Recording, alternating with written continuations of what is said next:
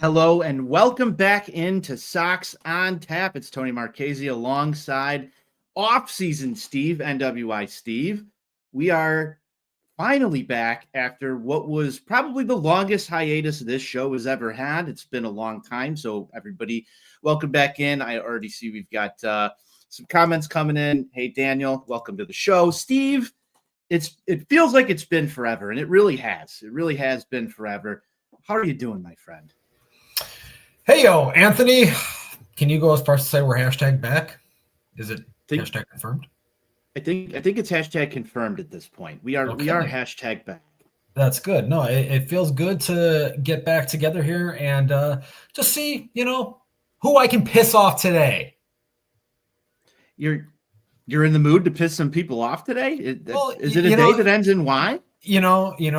I have so much fun doing it, especially on Sundays. It gets a lot of the losers and trolls on twitter.com. It gets their panties in a bunch. So, hey, let's keep it rolling, baby. Well, we do have a lot to talk about here. I know that we've got a new manager to discuss. That's on the docket. We've got a new hitting director, a special assistant to the regional manager, if you will. There's some Garrett Crochet trade talk that we're going to get to, a lot of good stuff. But I wanted to start it off, Stephen. It's been so long since we've been on these airwaves. It was a nice hiatus, I think, for everybody involved with the show. And to just start it out and say, what a shitty season that was. And how have you been enjoying your time away from this platform, this microphone? Have you sort of recharged the batteries? What have you been up to? Just been taking care of business work-wise. I've been up in Wisconsin quite a bit from a business perspective here. Actually getting ready to get on a plane here in a couple of days. Me and the lady are going to head out to the West Coast, get a little R&R and get away from everybody for 5 days, which cannot emphasize enough how excited I am for that. So, but enjoyed the playoffs. It was always nice to see the three Central Division teams not have the culmination of success that they were looking for there, especially Cleveland. Seeing them add another year on to their record of futility and the longest drought in North American pro sports makes me extremely happy. So that was great. The World Series, I think, was a little bit anticlimactic. I think a lot of people had expectations and thought that this was going to be a better series. Most high-profile World Series of the two of the most winning teams in the sport and the most common World Series matchup historically. In a lot of ways, it was kind of a dud after game one, if we're being honest. So, but it was definitely good to kind of take a step back from the disaster that was the 2024 White Sox, a historically awful season, although they did not end with the worst winning percentage in the history of Major League Baseball. They were only fifth in that category here. So while they did, we got that going for us. Yeah. So I still maintain that the 62 Mets should have to make up those two games that they didn't play. I don't care if more than half the roster is no longer alive. Not my problem. Play the fucking games. Fair enough. I mean, it was a disastrous season. I think we've established that. We know that. But I'm glad that you enjoyed some playoff baseball. I did as well. My question for you there, though, is did it play out the way you expected it to with the Dodgers? And were you happy to see former White Sox starting pitcher, relief pitcher Michael Kopech win a World Series this year? Heading into the season, I thought it was going to be the Phillies that were going to finally get over the hump and win that World Series. They went out very early this year, and I think that's something that we're probably going to delve into a little bit later on when we get to some of the Garrett Crochet discussion. That was not what I was anticipating happening, honestly, but in a short series, crazy stuff happens, as I've unfortunately seen the Phillies take out my Barbs early in short series the last 2 years. So things like that can happen. It hasn't been very often, I would say, over the last 10 to 15 years where the best team ends up ultimately winning the World Series, just because the current format lends itself to inferior teams playing better over a 3 to 5 game stretch. So when you had the two teams with the best records in their respective leagues, I think that was definitely a good thing. I did get quite a bit of enjoyment out of seeing people crying and complaining about the Dodgers buying a championship. Oh my God, how awful. How awful to see a team and an ownership group go out there and say, you know what? We're going to do everything in our power to assemble the best team possible so that we can have a parade and hang a fucking banner. Because I always thought that's what this was all for. I don't know. Big if true. Big if true. Yeah, I don't know where they put the profit margin championship banners. If so, I mean, Jerry Reinsdorf, I'm sure, has a lot of them. But, to me, it's about doing everything in your power to win the World Series. The Dodgers did that. The Yankees did that. So you had two high-profile, big market, big spending teams.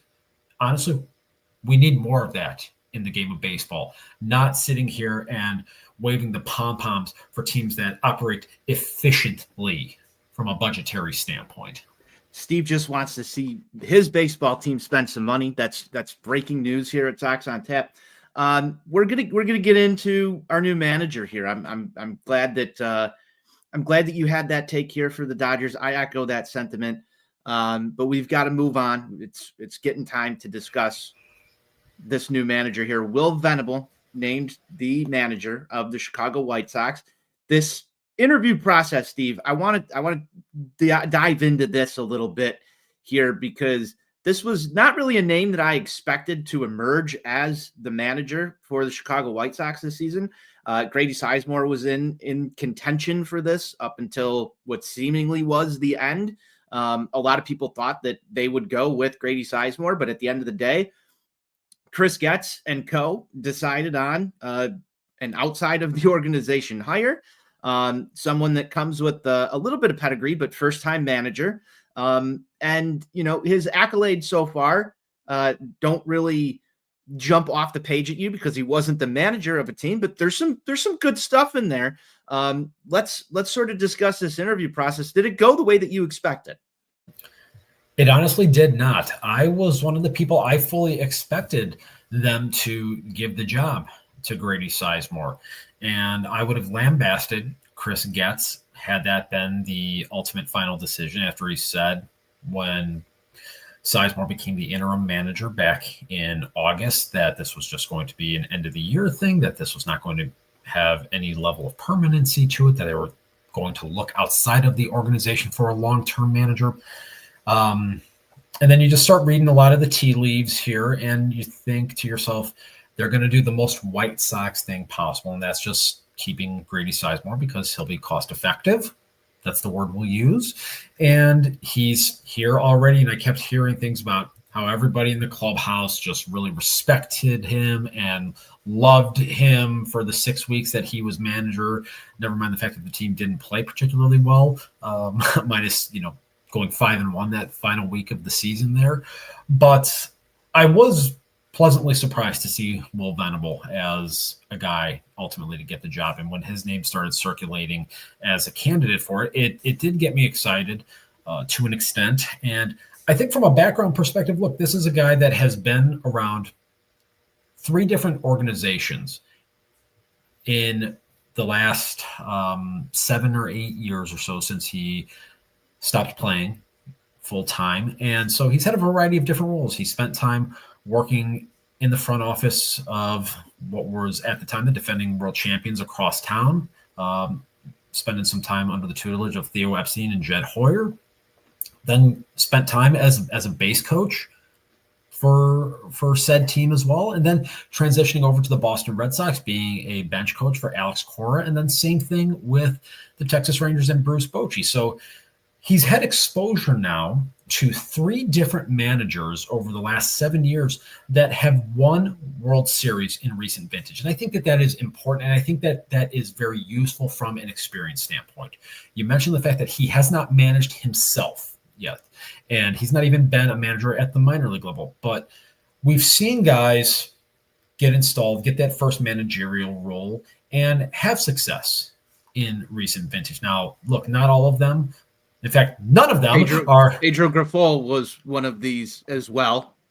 Pedro Grifol definitely was, but none of them are being installed into a situation where you have to try to help guide and resurrect a team that lost 121 games. But I think the background and the wealth of experience and knowledge that he's going to gain from having been with three different organizations, and three organizations that are viewed as progressive in terms of the modern game.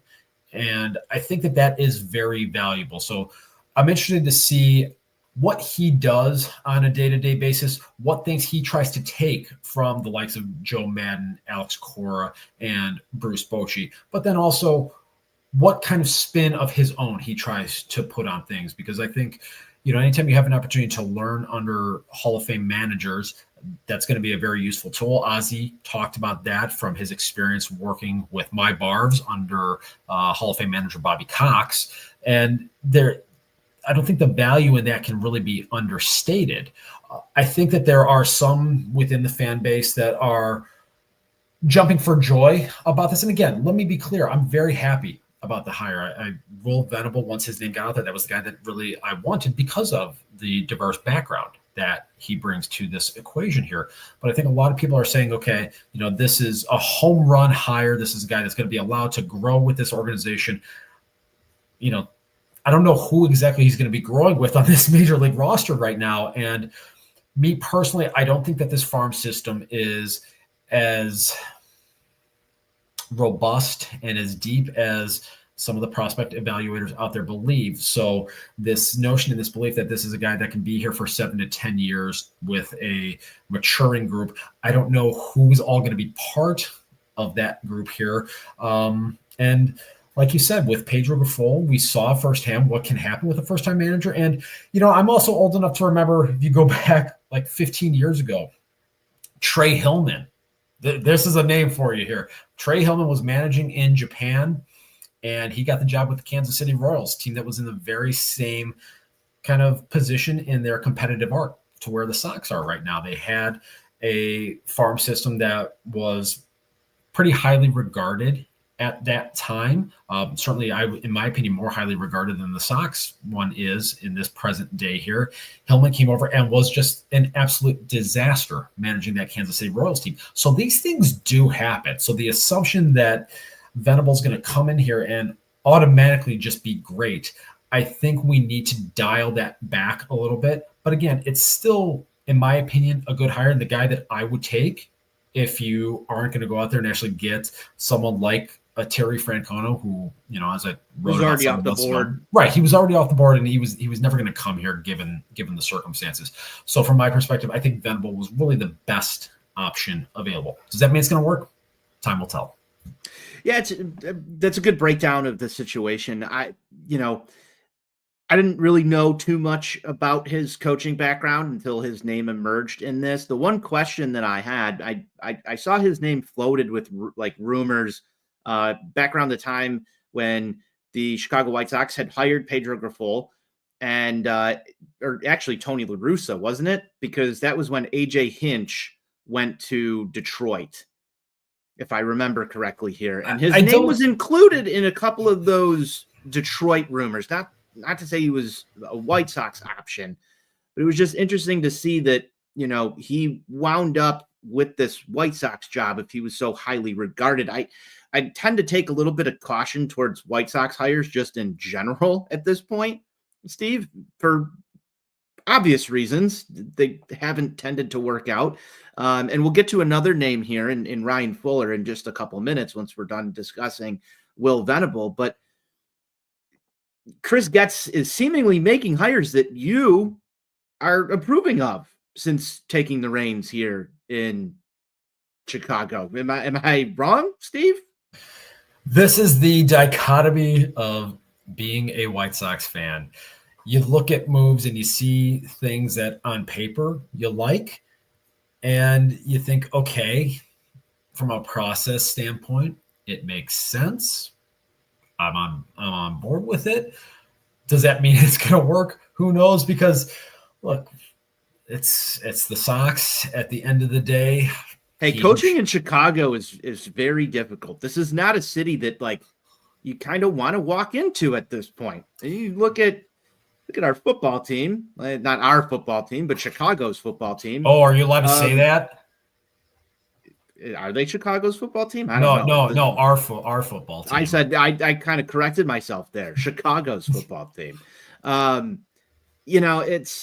It's not an easy city to come in and coach in and survive for a long term. So you brought up something that I wanted to dig into just a little bit more. The fact that people are saying that he can grow with this team for 5-7 years. I'm sure he got the standard Jerry contract that he pulls out for all the managers, 3 years, whatever money that is at the time, to come in and coach. It's going to be a short-term evaluation. We're gonna get the screaming at some point from the fan base when things don't look good in a couple of years. Maybe it's time to change it.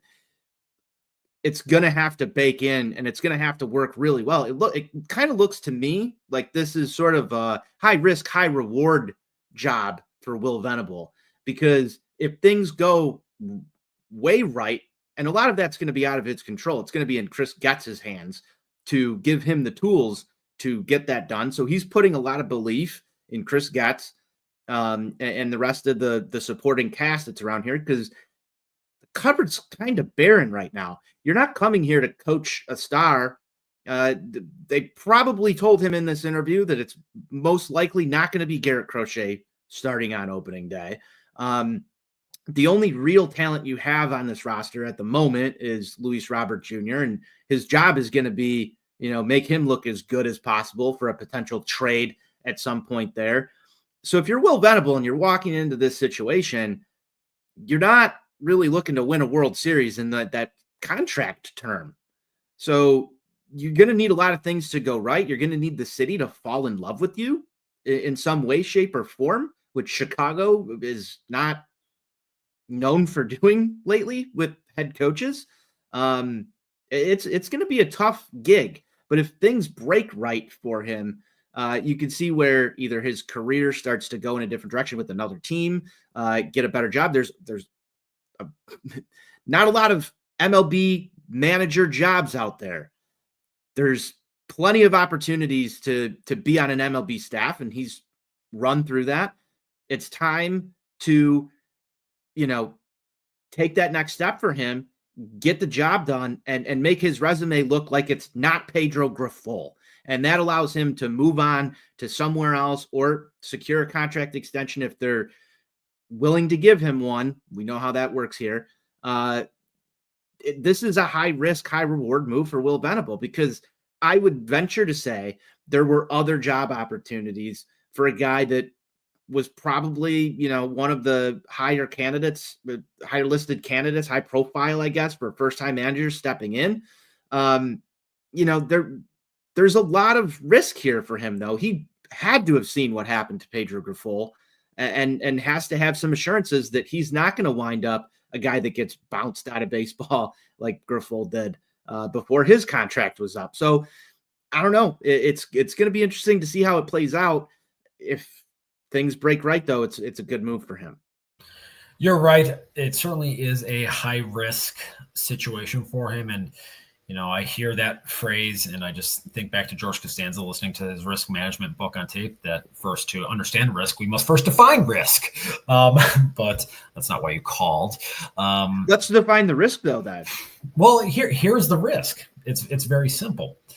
If things continue to go bad for the next 2 to 3 years, let's say you don't see development from Colson Montgomery and Edgar Carroll. Let's say whomever Garrett Crochet is traded for doesn't develop, because we are very jaded when it comes to White Sox position players and the development process, although there are some changes underneath the hood that we can certainly look at and talk about here. But if that doesn't come to fruition and things go really bad, this could be your only managerial opportunity here.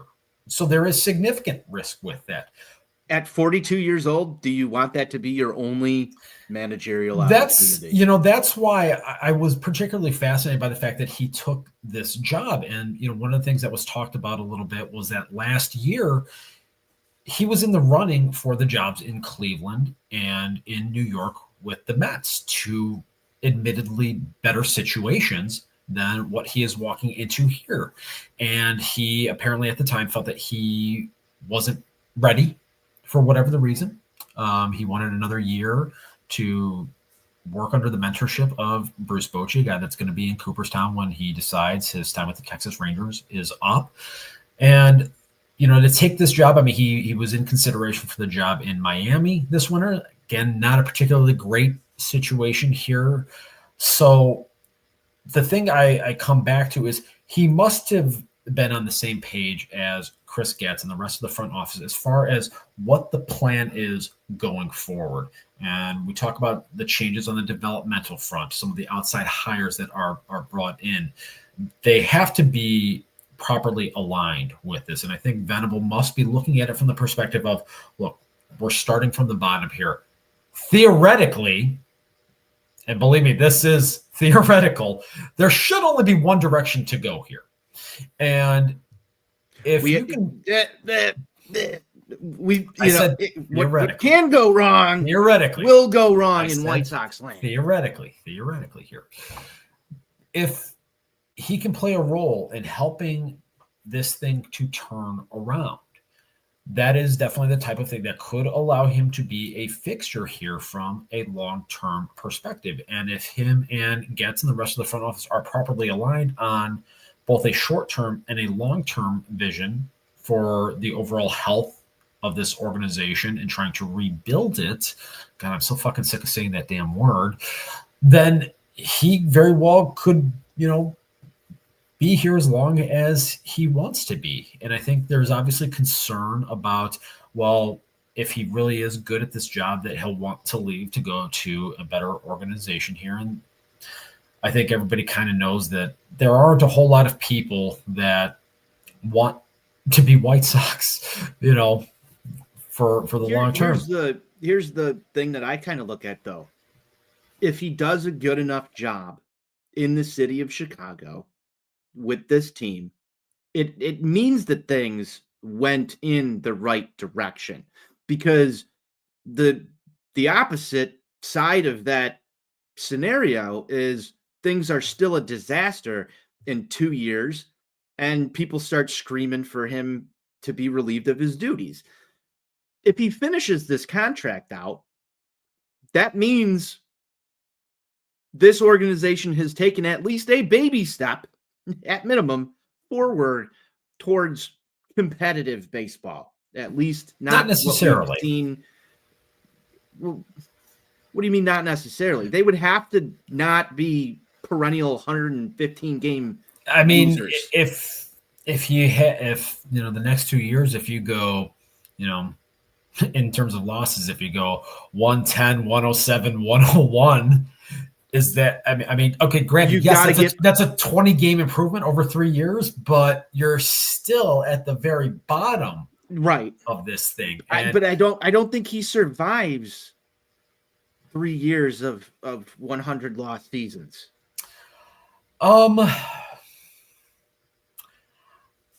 I don't know. I mean, simply just because we know the spawn of Satan is already paying another manager. So how many managers is he going to want to have on the payroll that aren't working for the team? How much longer is Pedro Grifol under contract? It should. I mean, one more year. Yeah, it should only be one more year. But there comes a certain point where you figure he probably doesn't want to have multiple managers on the payroll at the same time. Well, that's when Grady Sizemore steps back up and is the manager again. Which we'll get to that right now. It was said that he expects Grady Sizemore to remain on staff.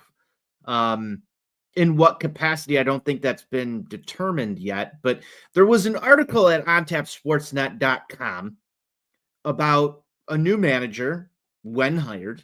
He has now been hired. It's Will Venable, having full autonomy over picking his staff. I know there's been a couple of changes here and there, but are you surprised that we don't have like a full clean out of this organization to sort of wipe away anything bad? Or do you think that they're not really giving him autonomy? Where are you at with that? Because that was a great article. I read it before. Am I surprised? No, I'm not. These things don't surprise me with this organization and the individuals that ultimately are in charge of these types of decisions here.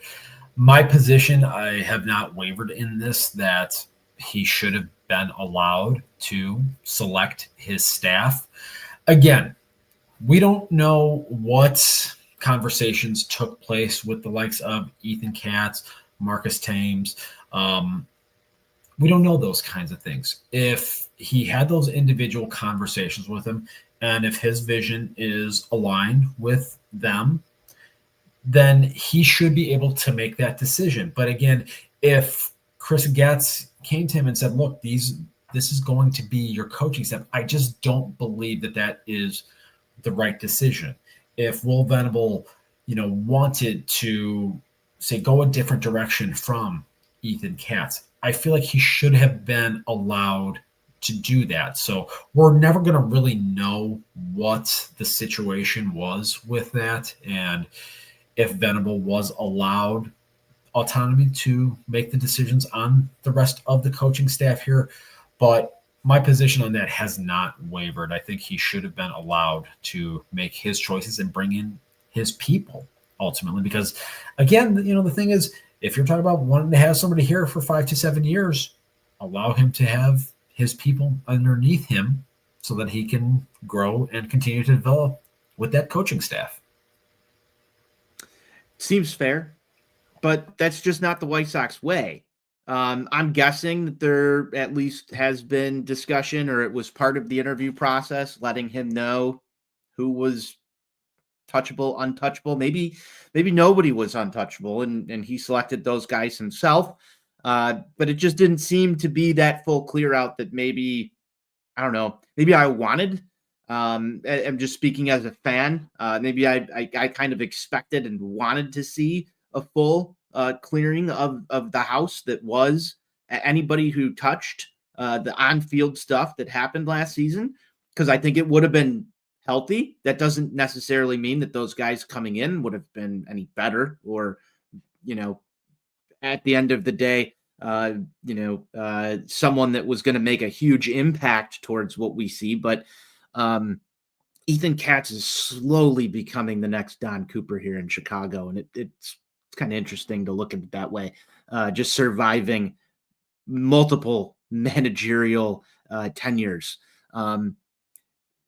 I really don't have much bad to say about Ethan Katz. It's just the fact that he's survived all of these with seemingly full immunity from anything. But they are doing something a little bit interesting, Steve, and it started with your guy, Brian Bannister, and it's now continued. And this is something that I think a lot of people were calling for online, and that is bringing in someone to oversee the hitting side of the house. And that is Ryan Fuller, who comes to us via Baltimore.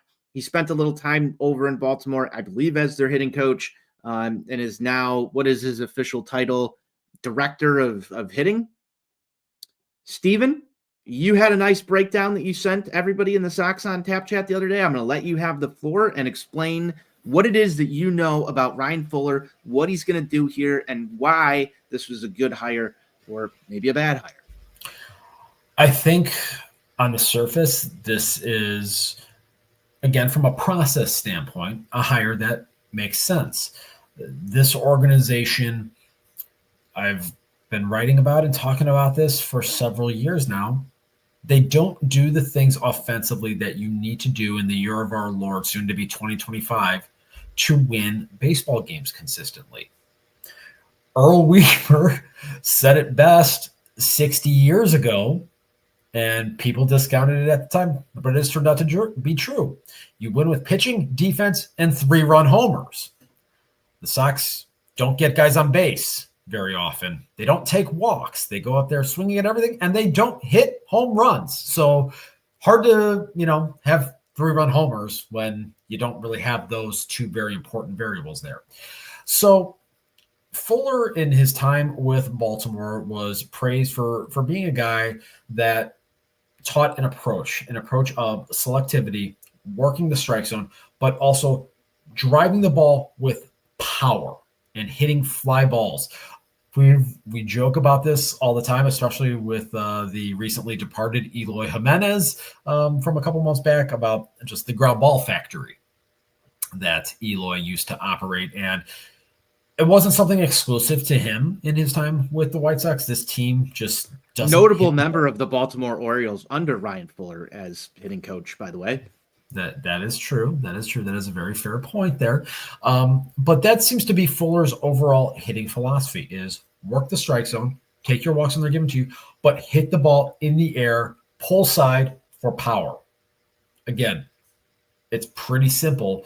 If you watched baseball in the month of October, that was a pretty common formula for teams that were successful. As we like to say, ball go far, team go far. I've joked about this a lot, that I remember back in my youth, when I was a young man, when people used to say that the White Sox hit too many home runs. I would love to get back to that. I would love to see those days. They were well before their time. I would love to see those days reemerge. And Anthony, I know you're a person that enjoys fireworks. And I am someone. Really, the only fireworks I really truly care about are ones that are going off when a White Sox player is rounding the bases. Those are the fireworks I want to see. I want to see lots of those. So if Fuller can be a guy that can help change the overall philosophy, and this is something that it has to change at all levels. It has to change at the very foundation, from the complex league, and as you work your way up progressively through the minor league ladder until you get to the corner of 35th and Shields. Now, obviously, part of that is going to, and a very significant part of that is going to be about the players that Chris Getz brings in to the organization, whether it's via trades, free agency, the drafting piece. Obviously, there needs to be improvement on the developmental side of it. So all these things are going to factor into it, because at the end of the day, you can't make chicken salad if you have chicken shit. And right now, that's kind of what they've got. But putting in those rudimentary processes at the bottom levels of the organization and just instilling a common message and a common approach is something that this team has desperately needed for a long time. So to see them take this step is refreshing at the very least. Do we know if it's going to work? Look, Fuller apparently was under a lot of heat the second half of the season as the Orioles offense really sputtered, as they were unable to catch the Baltimore Orioles, and then they went 2-out again in the postseason. Now, I think a lot of that stems from Adley Rutschman being hurt and really just a complete evaporation of his power. And then it comes out that he was playing with a shoulder injury, I believe it was, for most of the second half of the season. So when you have a guy that is a cornerstone and an anchor of your lineup going through something like that, that can have a ripple effect. And look, he wasn't the only guy that struggled for Baltimore down the stretch there, but, he did catch a lot of heat for that. And I think in particular, one of the things that I saw people unhappy about was the team's struggles with runners in scoring position. And the fact of the matter is that is not something that is a trait and a skill set that typically carries over from year to year. I remember there was a season, I want to say it was maybe 2014 or 2015, when the St. Louis Cardinals had like some ungodly slash line with runners in scoring position. And the very next year, that number normalized, and all of a sudden they lose 8 to 10 games off their win total. Conversely, you look at the 2023 Padres, the struggles that they had below league average in terms of hitting with runners in scoring position, and it really sank their season. And then you look at what they did here this season in 2024, pushing the Dodgers to the farthest limit that any other team was able to do this October here. So it's going to be interesting to see what Fuller does ultimately with this group and with some of the new players that are ultimately going to be coming through here via acquisitions over the course of winter with things like a Garrett Crochet trade. But by and large, I think it's a positive. Is it going to work? Again, time will tell. I know it's a cop-out answer, but we don't know yet. Fair enough. I just want to dig in a little bit further on this from a front office standpoint. is this a newly created position for the Chicago White Sox? It does look that way, actually. And so it feels that if Brian Bannister was sort of the first into a new layer of White Sox front office middle management, if you will. And I'm sure that they're looking more than just, because at first I was unsure of, what are these guys actually doing and working on? And it seems more organizational than it does just at the major league level, at least with Bannister. So I'm sure that, Fuller's going to be probably looking at, some of the top prospects, preaching different approaches throughout the minor league systems. But if this does work out, I think this was a good investment in the future for the Chicago White Sox to create these positions, bring people in who maybe take a little bit more of an analytical look at things, a little bit more approach than just having, your major league hitting coach, your major league pitching coach, your farm director.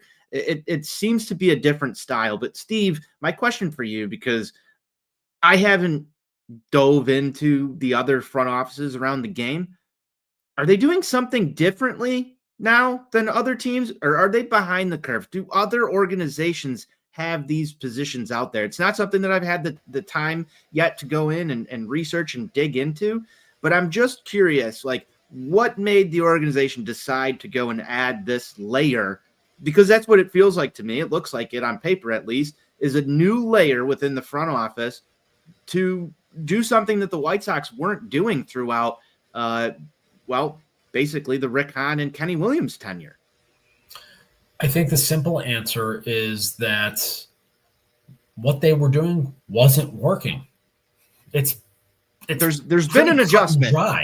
There's been an adjustment. Yeah, there's definitely been an adjustment. I mean, the age-old axiom from Einstein, the definition of insanity, is doing the same thing over and over again and expecting a different result. For the longest period of time, the White Sox were doing the same thing over and over again. Once in a while, you'd get an outlier year and you'd get a different result. But by and large, the processes were the same. And again, this is something that I would joke about pretty frequently.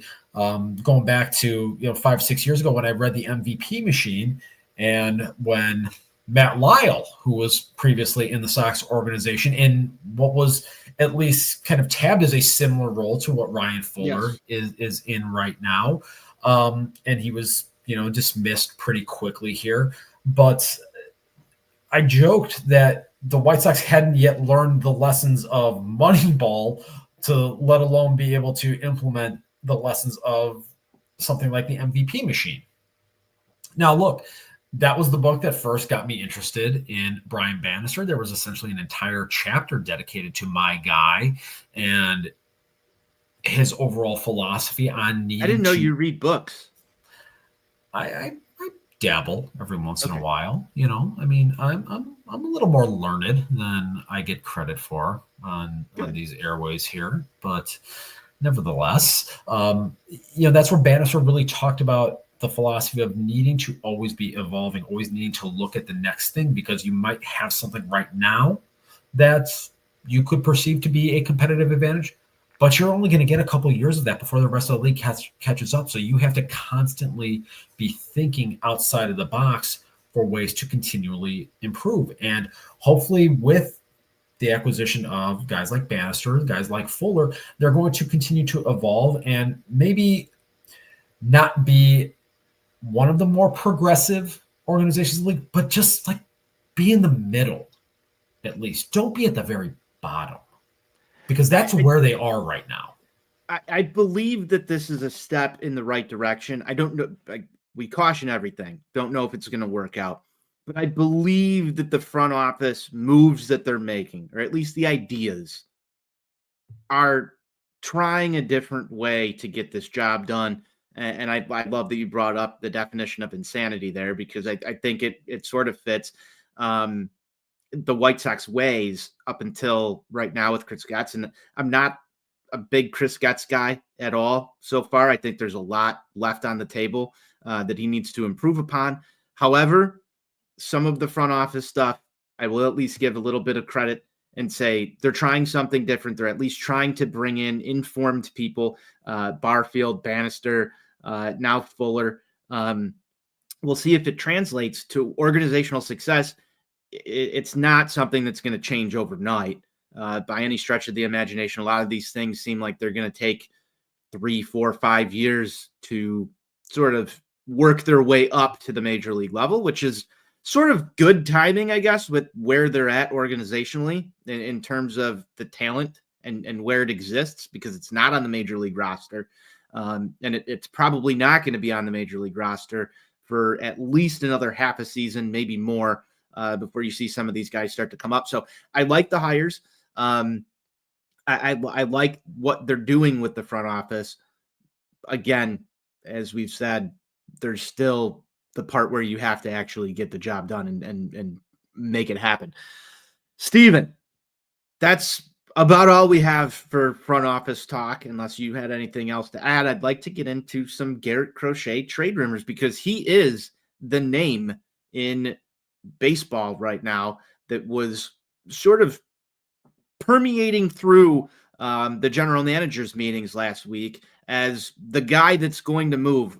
One of the top starting pitchers in baseball last season, one of the top starting pitchers on the market, still has some contractual control. Obviously, was a big name at the MLB trade deadline last year, ended up sticking with the Chicago White Sox.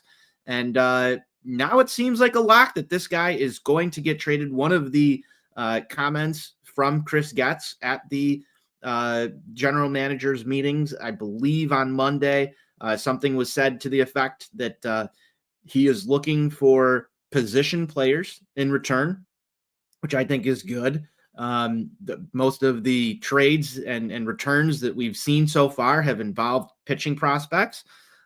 So adding some positional players to the mix here would be very much welcomed. But also something that he said reminded me a little bit about what was talked about with another former White Sox starting pitcher, Dylan Cease, last offseason, that Getz wouldn't be surprised if Garrett Crochet was the opening day starter for the 2025 Chicago White Sox. That seems to be, at least to me, Getz's little leverage play that he ran the book once last year, and it led to the trade with San Diego. I believe that was towards the middle end of spring training last season, and netted the White Sox Drew Thorpe. Sort of the same playbook we've got going on here with Garrett Crochet and what we had with Dylan Cease. I think a lot of people are somewhat underwhelmed by the return for Dylan Cease. Are we going to be underwhelmed by the return for Garrett Crochet, Steve? You hope not. I'm very critical of the return to this point. I am not as high on Drew Thorpe as some within the fan base are. Again, I want to be wrong about that, because if I am wrong about Drew Thorpe, then that means him and the White Sox are better than I expected them to be, and that's good. I would much rather be wrong in favor of the White Sox than be right in this situation here. So that's how I look at it. But, I think the interesting thing with this winter is you've got like 4 or 5 teams out there, big market teams that view themselves in their competitive window. And there's not a ton of high-end starting pitching options that are available. Blake Snell opted out of his deal with the San Francisco Giants. I don't know that I expect Walker Buehler to leave the Dodgers. I don't know that Jack Flaherty, despite, a bounce back season in 2024, is viewed as a real difference maker. Obviously, you got Roki Sasaki coming over from Japan, and that's really going to be the biggest guy on the market. And all he simply is going to cost is international pool money. I was going to say, I'm guessing that he signs before Garrett Crochet is traded. It's all going to depend on. That's just my feel for the situation right now. Well, could be wrong, but. See, we don't know that because he did his team in Japan just did indicate their intent to post him. So when exactly he gets posted and when he is deemed eligible is going to be very interesting. If he is deemed eligible in this current signing period, that puts some limitations on the teams that are out there because a lot of teams have already allocated all of their international bonus pool money. But if he is deemed eligible for the class that when things reset in January, that opens things up. Now, look, there can be some slimy stuff that can happen with teams rescinding offers to, 16-year-old kids in the Dominican Republic. But these things do unfortunately happen. I mean, we just saw an incident involving the San Diego Padres, and a player that they had pledged money to for the 2027 period actually being 19 years old right now instead of the 15 years old. It runs both ways. Yeah. So things are very slimy in that market. So we're not going to really know the Sasaki situation here up until we know what particular bonus pool class he is eligible for. So he's going to be, kind of a wild card in this, in a sense. But you look at the competitive teams that are in their window, the Dodgers, the Yankees, the Phillies. We're hearing reports about the Ginger Sox being active, the Mets. Like I said, you've got 5 or 6 big market teams that are really looking to go out there and get impact talent this winter. And Crochet's affordability is something that is going to make him very appealing to a lot of these teams as they try to add additional talent. Because obviously, you have the likes of a Juan Soto out there, and those big market teams are going to be in play for him as well. So Crochet is a guy that can really help bring some cost variability to it, but on the lower end of the scale. And that's going to help some of these teams as they are looking to try to manage their luxury tax concerns here. The one team that I just really kind of come back to in the Crochet sweepstakes, for me personally, I think about the Philadelphia Phillies. And I talked about earlier on in the show here, their early departure in the playoffs this year when they were expected to make a deep run. And I think that early exit is going to, in some ways, maybe cause a little bit of desperation from Dave Dombrowski as, that core group that they have, they're right smack dab in the middle of their championship window here. They haven't gotten the job done yet. And we know that the Dombrowski method is you've got about 5 to 6 years of this thing. We're kind of halfway into this thing. So there really is some importance and some urgency with this team. And they were apparently very heavy on Garrett Crochet at the deadline. They weren't willing to part with at least one particular player that Chris Getz had his sights on. And I think if we learned anything from the last time the Sox traded a high-profile left-handed starting pitcher to a team led by Dave Dombrowski, whichever guy Dombrowski doesn't want to give up in that trade, that's the guy you hold out for because that's the guy you really want. Last time it was Rafael Devers, and here we are. So I think it's, I can't remember if it's Andrew Painter, maybe that like there's a pitcher in the Phillies system, I believe, that was apparently off limits that Getz really wanted. I might be wrong on that. Again, I'm not as well versed in the Phillies prospect base. That would be interesting just off of the onset that Getz sort of gave a precursor to this, that he's looking for positional players in return. If he was searching for, high impact pitching talent in return for Garrett Crochet at the deadline, maybe there's been a pivot, but just tossing that out there. I also think that, his commentary that he made about obviously wanting to focus on positional talent. Look, we all know that's where this team has a shortfall from a prospect standpoint here. But I think in some ways I did find it a little odd that he would tip his hand like that and just publicly say something that we all know and understand.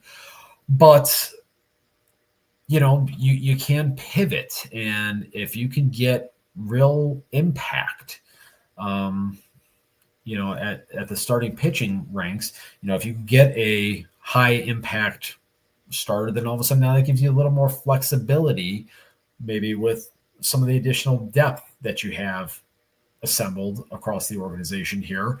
But I think at the end of the day, he's obviously got to hold out for the most impact talent. So whichever organization that is, if it's Baltimore, I don't see someone desperate enough to give the best offer during the winter meeting. I disagree with that personally. I think that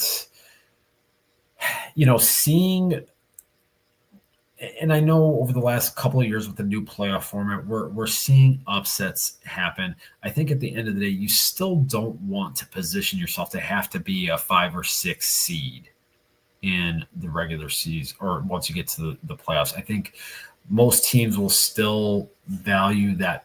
I'm not saying he's held until the trade deadline. I'm just saying maybe not the winter meetings. The winter meetings have been such a dud for the last, if you go back to the 2018, 2019, the winter of Machado and Harper in Vegas, and everybody was all amped up for that, and there was really nothing of consequence that happened that winter meetings there. It would be nice to see some activity spurred at the winter meetings here. I've seen a couple. We're back to that age-old discussion, Steve, where we talk about should there be a deadline to make moves throughout the offseason? I think there's a little urgency. Yeah, I feel like that would be a little tough to do right there, because I think you're kind of pigeonholing some teams if you put a hard deadline in there like that. But I don't know, man. Maybe you get a team that's really aggressive. Like I said, maybe Dombrowski says, what, I don't want to wait. I don't want to put anything to chance. I want to get my high-end starting pitcher, and I want to get it early so I can kind of. You want Dave Dombrowski to come back and set the tone, is what you're saying. Everyone knows I'm a big tone setter. That's what it's all about right there. But whether it's him or whether it's Mr. Prospect Hoarder Mike Elias in Baltimore, maybe being embarrassed for a second consecutive year in the postseason, although the pitching wasn't really the problem. They didn't score for 2 games against Kansas City. But, getting a guy like Garrett Crochet, that could be the difference between winning your division and not. So there is value in that. It'll be interesting to see if the leash comes off Garrett Crochet next season, regardless of where he's at. I would imagine it does on a more competitive team than the Chicago White Sox. It was reported earlier today, not that I put much stock into Jim Bowden, but he did say the Red Sox, Orioles, and Dodgers are the most likely landing spots. I think with Crochet's cost control, there will be a couple other teams in the mix, at least for Chris Getz to sort of bounce offers at. I know you've already brought up the Phillies. There's been another team, and I wanted to get to this one. There's been another team. If you want to take it, go ahead. But there's been another team that might be an intriguing landing spot for Mr. Garrett Crochet. Yeah, look, you hear some things through the grapevine, and we saw this several years ago. Who knows? Maybe Garrett Crochet won't have to move cities. I don't know. We'll see. That would be an interesting deal if that is the likely landing spot. And that, for me, talking with some of our fellow On Tap Sportsnet contributors and guys over there who cover the Chicago Cubs, they're penny pinching over there from what these guys are telling me. And a guy like Garrett Crochet with some cost control would probably be high on their radar, I would think, this offseason. Who knows? They've got some names in their farm system that could be intriguing. I don't think the Eloy Jimenez, Dylan Cease trade is as lopsided as it felt at one point in time between the two clubs doing business with each other. So we'll see how that goes. I would hate to see him in a Cubs uniform, though. I would hate to see that. I don't know about you. It wouldn't be enjoyable, certainly. I wouldn't be enjoyable is a great way to put that. It wouldn't be enjoyable at all. Yeah, I don't really know. I don't really know how else to phrase it. I mean, I guess if I had my preference, I would love to see him, with my Barbs and Chris Sale. That's in a perfect world scenario, that's what I would like to see happen there. But speaking of your Barbs, wasn't there? I know this is a little off topic, but wasn't there a not so good report that just came out about Spencer Strider? I'm asking that my privacy be respected in these trying times. Could that lead them to be a little bit more desperate on the pitching market and make a great offer for Garrett Crochet?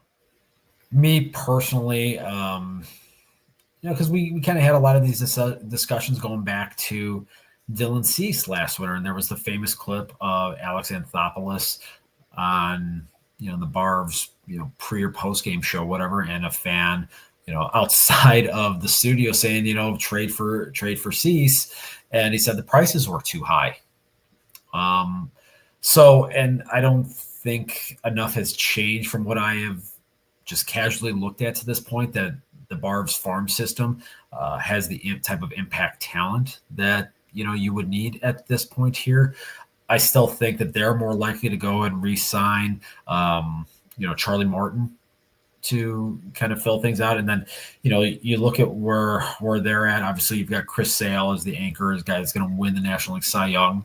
It is sort of reported that he wants an extension as part of this trade too, which was talked about at the MLB trade deadline last year, that he would want an extension. Otherwise he wouldn't pitch in the playoffs. I wonder if that still impacts the return that you get during the offseason. I would think that it does. Maybe not as much as what it did at the deadline, but I'm concerned that we may see less of a return, and then that's because of the financial commitment that a team would have to give Garrett Crochet once he lands somewhere. Well, I'm old enough to remember when some of these superstar type deals would take place, that there would be a negotiating window to work out an extension. I mean, this famously happened with Ken Griffey Jr. when he went from the Seattle Mariners to the Cincinnati Reds. I think they had like a 48-hour window to negotiate an extension, and the aforementioned Jim Bowden got that done. And that was a thing that used to be almost commonplace for superstar talent. Now, we haven't seen something like that in quite a while. I mean, could that be something that maybe gets implemented again? Who knows? But I have a really hard time kind of gauging what the return for Garrett Crochet is going to be personally on it. I do know that, look, he's got to nail this trade. It's going to be pretty defining. Yes. If we look at, what are the big ticket items on his to-do list, one is getting a great return for this trade. And the second one, in terms of transactionally, is probably Luis Robert right behind that. And a lot of that's going to depend on how Robert comes out of the gate, him staying healthy, and potentially trying to move him at the deadline, if not next offseason. But this one here right now, if it's an underwhelming return, Steve, there's not a lot of recovery options that you have here, especially with this team not being able to draft as high as they should in the next draft. It's going to be really hard to build from there. We know the limitations that come with spending money. It's already been reported a couple times that there's a lot more need than there is talent available on this market.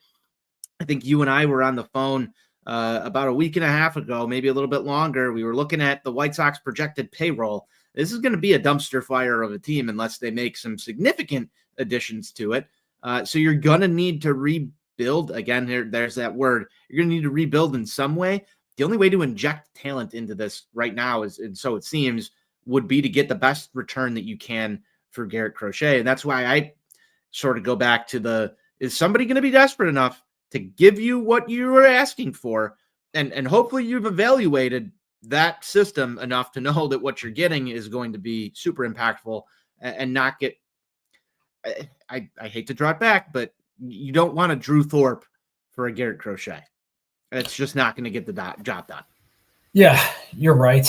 And, one thing that could be interesting, and with the Baltimore Orioles being mentioned as a serious suitor for Garrett Crochet, Ryan Fuller, who we just got done talking about, he's got a lot of experience, knows the bats in that system. And, you think about some of the success that organization has had in recent years.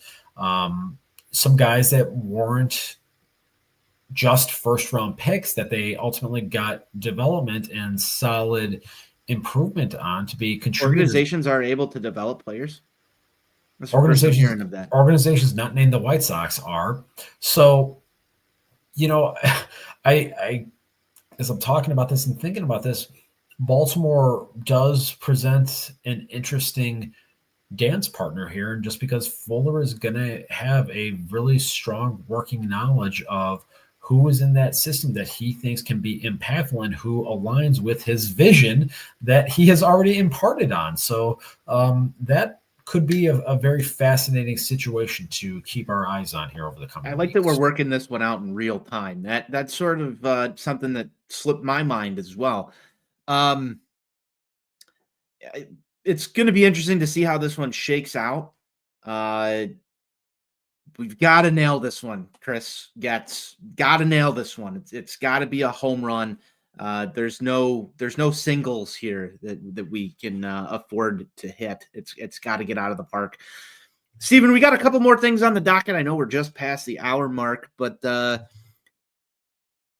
think we need to shift gears to something that's going to impact your White Sox viewing experience next season. It's already impacting the Chicago Blackhawks and the Chicago Bulls, and that is the launch of CHSN, Chicago Sports Network. It's been just about as smooth of a launch that you can possibly have for anything that is partially owned by Jerry Reinsdorf. And by that, I mean, it's gone completely terrible. We don't have deals in place with Comcast Xfinity, which powers most of the cable set-top boxes in the Chicagoland area. No deal with YouTube TV. I believe you, Steven, are a YouTube TV subscriber. I'm not sure if that's hashtag confirming it for me right now in real time. Hashtag confirmed. There's a deal in place with Fubo. There's a deal in place with DirecTV. Fubo, same thing. Fubo is very different. That's the clothing brand. Got that right now on the second time. There's a deal in place with DirecTV, AT&T Uverse, and there was some news today that there's going to be a direct-to-consumer streaming option made available. Prices aren't out yet for that. And then there's the way that you can get this channel completely free via over-the-air antenna. And I have since launch picked up an antenna myself so I can watch the Chicago Blackhawks play hockey. It's gone smooth for me, not so smooth for other people. I'm not sure if you've got the antenna hooked up, Steven, over there, but a lot of people complaining about this.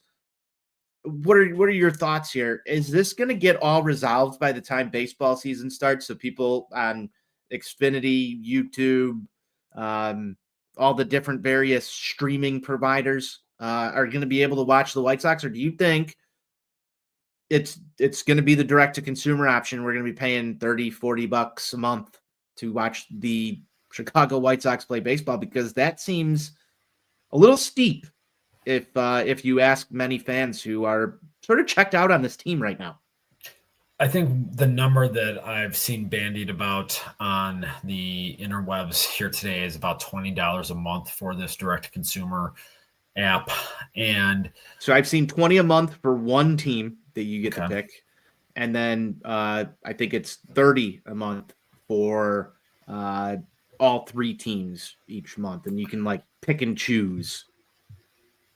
Okay, so I think my expectation, everything that I've kind of read here over the last 24 hours or so, is that people are expecting this app to be announced and or launched within like the next week or so here, because they were ultimately waiting to try to get something done with Comcast, which doesn't seem to be moving along at all.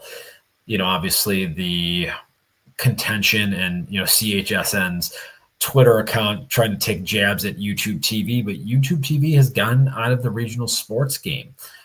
We saw this 5 years ago when Marquee launched, and they refused to implement that as part of their packages. And they just don't seem to have the appetite to get into the regional sports model and then pass along additional fees onto their subscribers. And that kind of is what it is. I've heard very mixed things about Fubo TV and the reliability of their platform here. So I think for a lot of people, and myself included, it comes down to you have to look at the calculus. Does it make sense to spend another $20 to $30 a month if you are using a platform like YouTube TV or Hulu to have this app to be able to watch? And can we count on this thing being particularly reliable? I think that's a very valid question. And, I'm kind of curious to get your perspective on the antenna situation here. Because like you, I've heard very mixed things from a lot of people. I've heard people saying that it's just been awful, that it's not working well.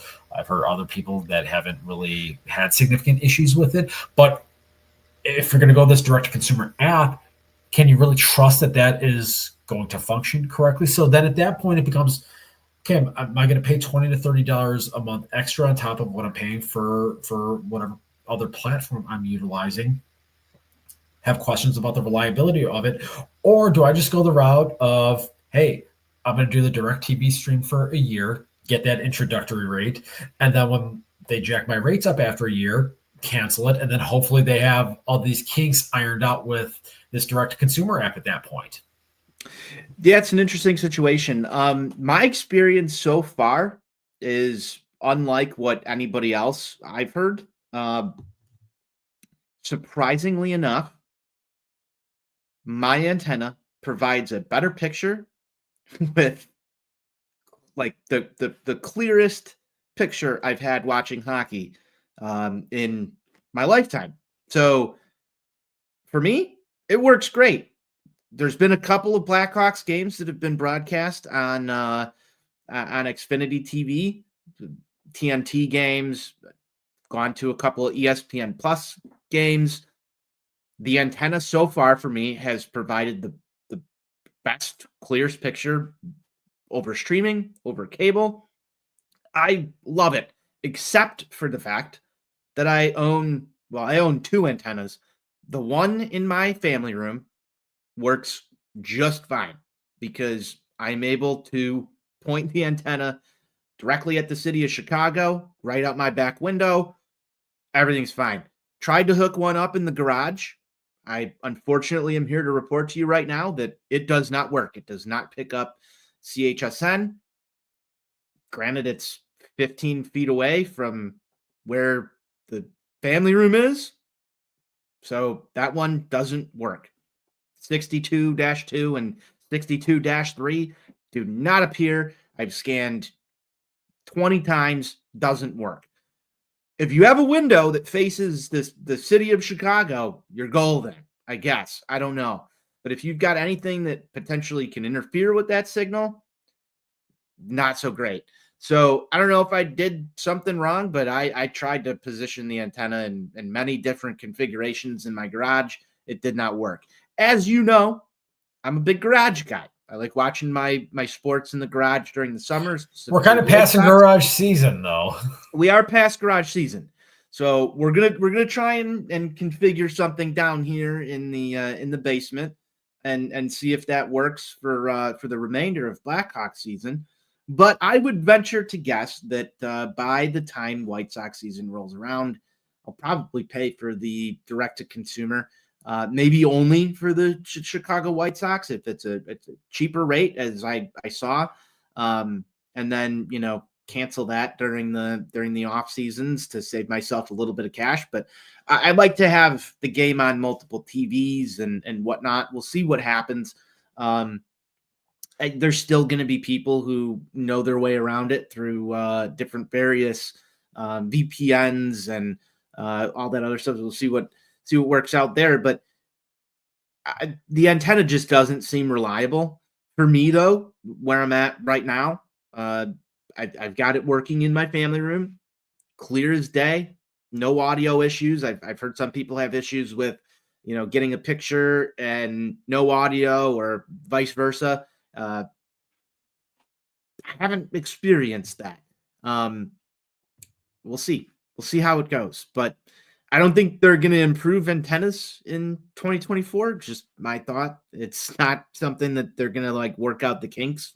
Where you can get it is where you can get it. And then I think a lot of their focus is going to go into this direct-to-consumer thing, because if they would have gotten or if they're going to get an Xfinity deal done, I feel like they probably would have had it done by now, knowing that they're launching the direct-to-consumer option.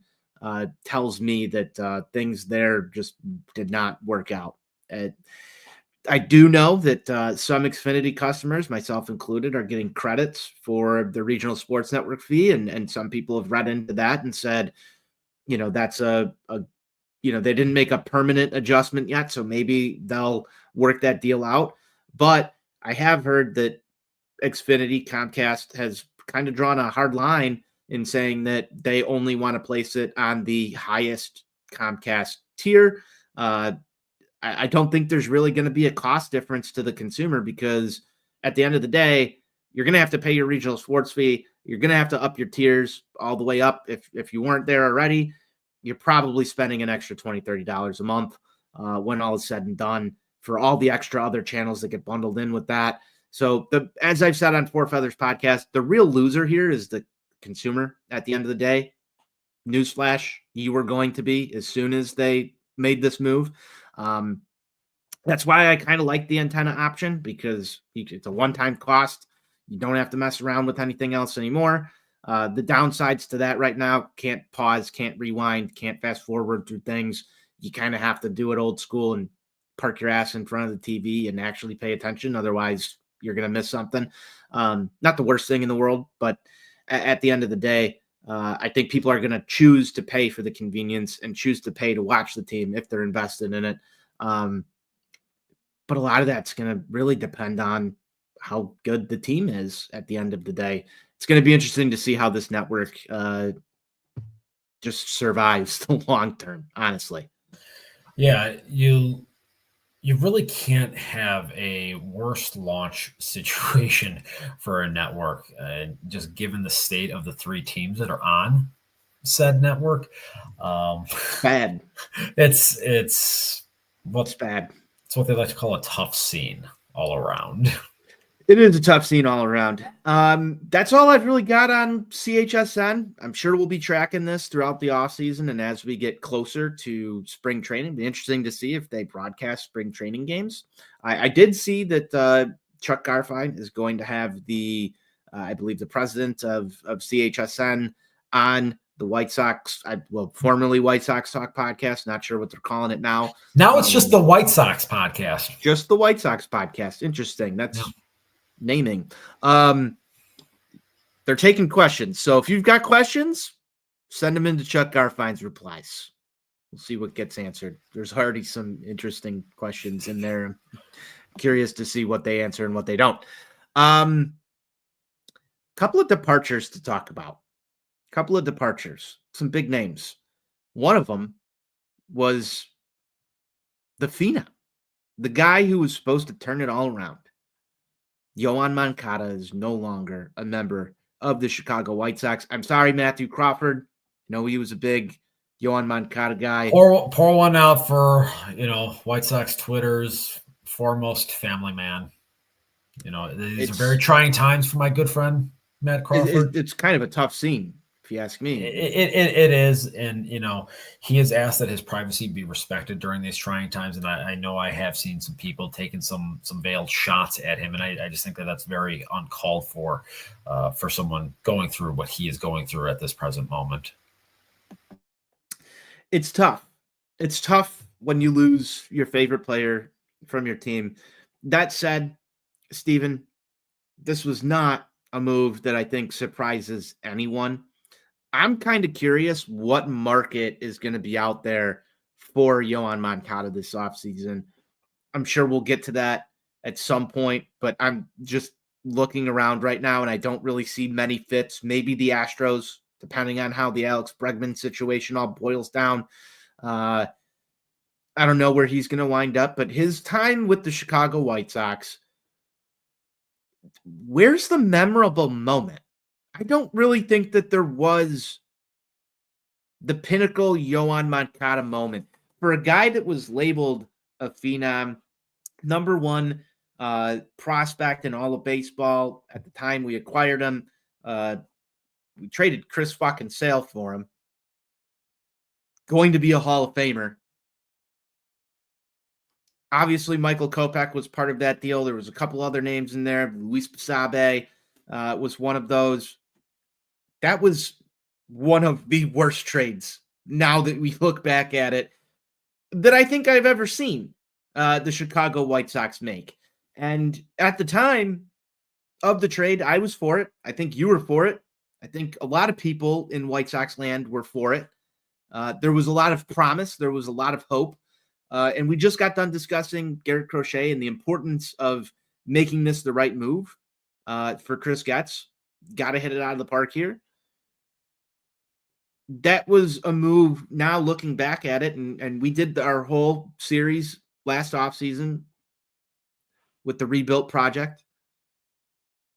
That looking back at it now, that it's over.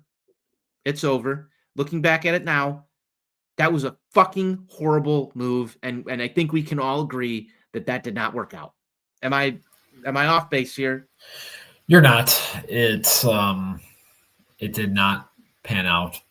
I think it's very fair to say that.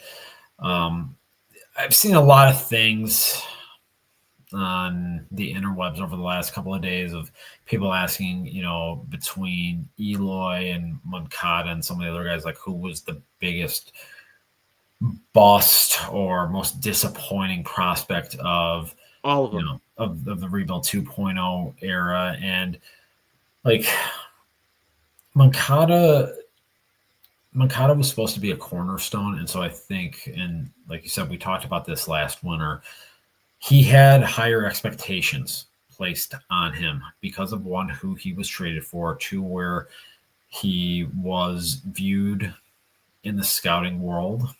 And he just never saw the even performance. And like we got that glimpse in 2019 of the player that, everyone thought he was going to be and that we were promised to be. And it obviously was a function and a byproduct of the super bouncy ball because he never approached any kind of power output, even close to that level.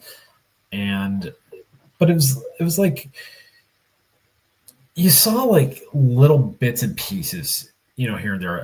Like I said, 2019 was the year he put everything together. Then 2020, that COVID shortened season, offensively, like he was still like taking walks and playing good defense, but there was no power there. And then you go the following year in 2021, played good defense again, ranked 5th in the league in on-base percentage, but he was slugged like .412. And then, first week of 2020 or, last week of spring training in 2022 hurts the oblique, sidelines him for the first 6 weeks of the season. And then he just never got going after that. And then 2023 and 2024 again, just hurt constantly and didn't perform. And so it was like, you had, like if you look at 2019 through 2021, you had a good player. You had a flawed player, but a good player that had utility in a couple of different facets. After 2021, there really wasn't any utility there.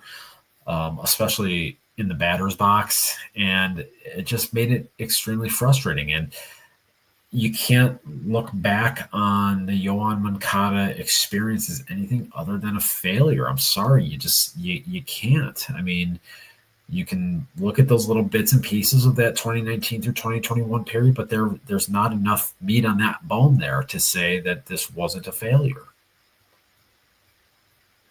It's kind of sad when you think about it, just because of all the reasons you just sort of mentioned, like just his billing as that top player. I so severely wanted him to be the face of this franchise. People showed up. It was one of the largest walk-up crowds I think I've ever been a part of. And there was a time in, the last decade where through Rebuild 2.0, there were walk-up crowds to come see all these guys play. Michael Kopech, Eloy Jimenez, although I believe he debuted on opening day, the Dylan Cease day. But Yoan Moncada was like the first one of that wave to come up, and Tim Anderson was already on the team, but and maybe he was the face of the organization for a little while. But when Yoan Moncada was called up, that was the clear turning of the page, so to speak, that Rick Hahn wanted him to come up and sort of draw that in. It was right after the trade deadline had passed. They had just moved on from some veteran players who were part of that squad, and you get this massive crowd to show up, and it was such a fun experience at the ballpark. Just thinking like, hey, this is the start of a new era for White Sox baseball.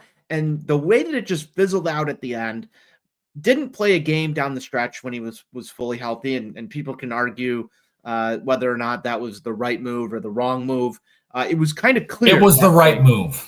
It was clear at that point that the White Sox were done with Yoan Moncada, and Yoan Moncada seemed sort of done with the Chicago White Sox. And I think it's a healthy separation that he's gone at this point for all parties involved. But if you start to go back through this guy's career, there were a lot of things that people just didn't want to see. There wasn't a lot of focus, at least from my opinion, on being the best baseball player that you could possibly be at certain junctures.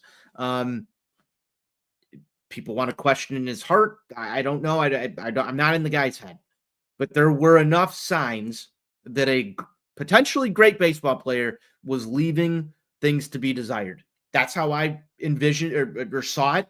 I didn't envision it going that way. I thought he was the kind of killer mentality baseball guy that was going to go out there and try and be a superstar in this game, because that's what he was billed as.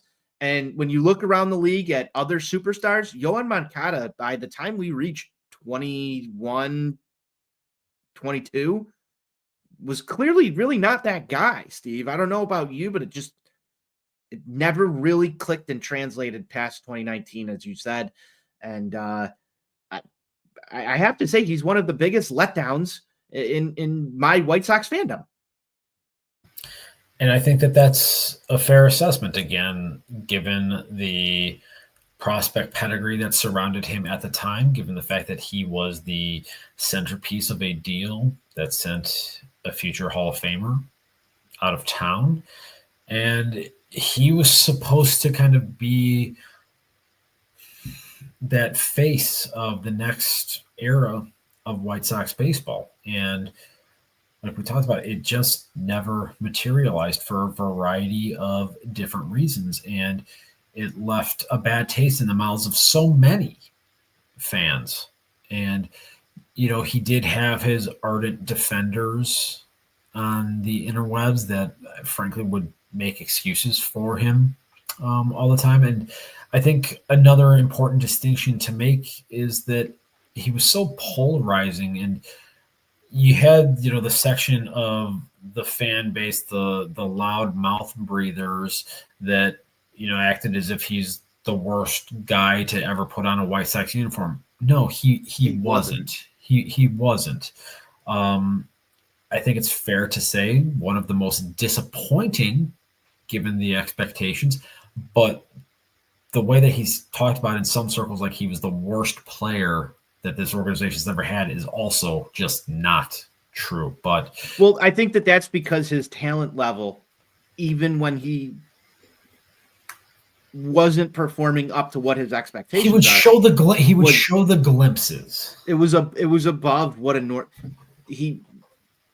the way I sort of looked at it was he was a guy that didn't have to put everything into his baseball career in order to be pedestrian or at least slightly above average.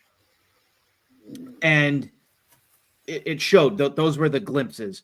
But had he stayed healthy, and I know health is a factor in this, but had he just made some adjustments, or I don't know what the actual like minute details are to this, but when you're out there releasing music videos of yourself and launching a music career while you're in the middle of a rebuild for a baseball team that so desperately wants to win, I'm not saying you can't go out there and have a personal life, but there was a lot of things that were showing that he was more involved in his off the field life.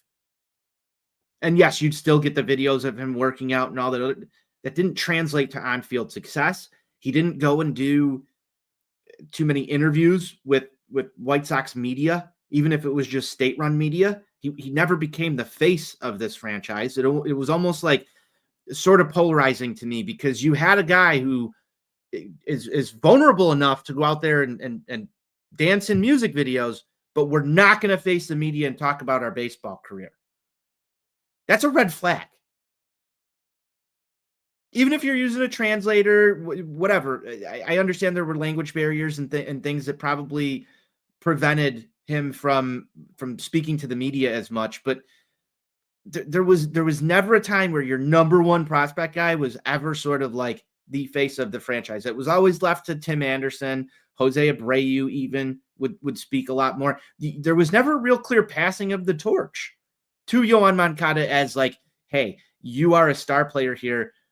What's going on? How do we turn this? No one ever asked Yoan Moncada anything, it felt like, the entire time he was here. Why? Well, I think part of the problem was he wasn't here enough. Well, because he was in Arizona half the time rehab. Right. So, that was definitely a significant issue there. The availability or lack of availability in a lot of circumstances put a big damper on. But to me, it still sort of baffles my mind when he goes and plays for Cuba in the World Baseball Classic, like immediately meets with the media, says how important this is to him, all of these other things. I get the country pride. Every athlete wants to represent their country, but there was a clear difference in like, here's his media availability for this. But when it came to White Sox baseball, there was never really that moment where he sort of took the stand and said, here's what's going on with me. He never came out and said, hey, a lot of people said, oh, maybe it's long COVID. He never came out and said, I'm dealing with long COVID. I'm trying to get over these things. There just seemed to be a general lack of availability to the fans to even allow him to explain what was going on. And that sort of rubbed me the wrong way now that I think back to it. Yeah, I think that's probably a fair assessment. And I think part of the reason why he didn't necessarily endear himself to this fan base on a larger scale. It just... He just didn't love us back enough, Steven. Yeah, apparently. And I think for everybody involved, this is a parting of the ways that is needed. And, at the end of the day, it's just good riddance. It's over and it's time to move on. And that's all we've got to say about Yoan Moncada. Steven, I know there was a couple of other little points that we got to, some tidbits. Colson Montgomery had himself a nice little time down in the Arizona Fall League. Naperville Nicky is no longer a member of the Chicago White Sox. We will have a new starting second baseman when the calendar turns and we're here in March, unless. And more importantly, now we are going to have a new feature star in the third inning commercials with my main Howard Ankin. So I'm gonna break some news here live on the air.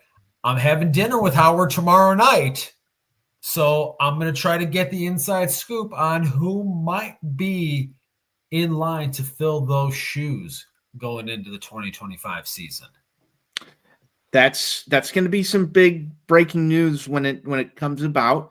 Do we have any guesses here? We'll close the show on this. Do we have any guesses who will be Howard Ankin's partner when the first Chicago White Sox Howard Ankin ad runs on CHSN, that you can see it over your direct-to-consumer streaming experience that goes straight into Jerry's coffers or on your antenna?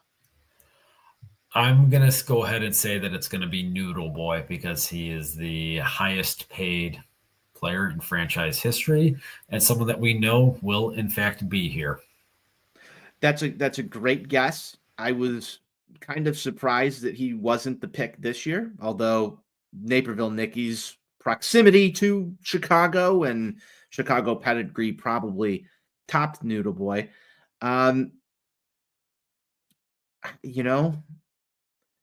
Maybe my boy Gavin Sheets, if he's still around.